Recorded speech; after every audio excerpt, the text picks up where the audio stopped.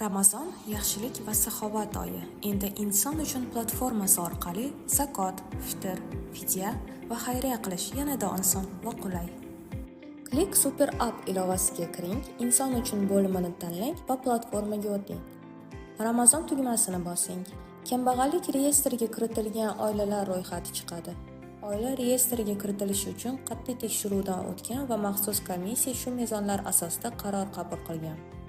Ushbu ro'yxatdan tanlangan oilaga 4 turdagi yordamdan birini yoki bir nechtasini berishingiz mumkin. Zakot, fitr, fidya va moddiy yordam. Xayriya qilishni xohlagan oilani tanlab, yordam bermoqchiman tugmasini bosing.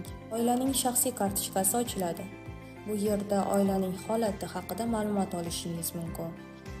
Uyning tashqi holati, manzili, isitish tizimi, uy tomi va derazalari, chorvasi bor-yo'qligi hamda oila tarkibi. Yordam berish tugmasini bosing va 4 ta yordam turidan birini tanlang. Yordam ehtiyojmand oilalarga o'z imkoniyatingizdan kelib chiqib ixtiyoriy miqdorda xayriya qilishingiz mumkin. Fidya har bir o'tkazib yuborilgan ro'za kuni uchun bir kambag'alning oziq-ovqati qiymatiga teng miqdorda beriladi. Bu yerda 4 ta mahsulotdan birini tanlaysiz. Eslatib o'tamiz, mahsulotlar narxi O'zbekiston musulmonlar idorasi tavsiyasi asosida belgilangan. Odam soni va necha kunga to'lov qilishni belgilaysiz. Xayriya qilish tugmasini bosib to'lovni amalga oshirasiz. Fitr har bir kishi uchun oziq-ovqat mahsulotlarining minimal qiymatiga asosan belgilanadi. O'z imkoniyatingizdan kelib chiqib mahsulotlarni tanlang va fitr to'lash kerak bo'lgan oila a'zolari sonini kiriting. Xayriya qilish tugmasini bosib to'lovni amalga oshirasiz.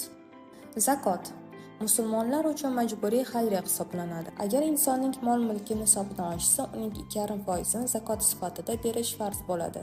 Minimal zakot miqdori 1,530,000 so'm. Zakot summasini kiriting va xayriya qilish tugmasini bosib to'lovni amalga oshirasiz. Inson uchun platformasiga qo'shiling. Xayrli ishlarning bir qismi bo'ling.